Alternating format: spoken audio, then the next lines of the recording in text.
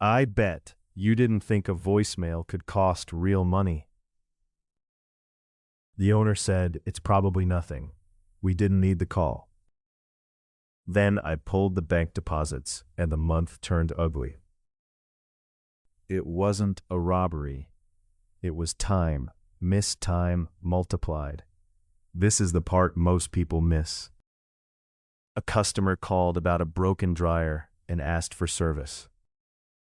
The voicemail was recorded, then deleted before anyone listened. This is the part most people miss.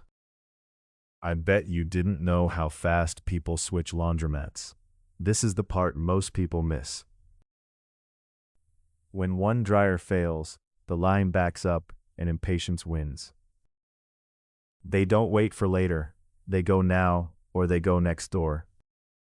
So the call meant a service visit, and service meant working machines.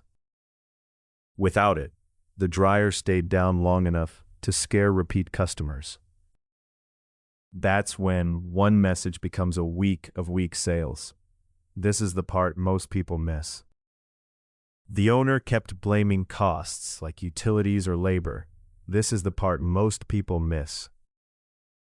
But the math said revenue slipped first, then everything else followed. I asked one question: where do you log incoming calls? This is the part most people miss. They showed me nothing. No log, no timestamp, no system. This is the part most people miss. That's the real trap. Voicemail feels handled, even when it isn't. I watched their workflow stop at the delete button.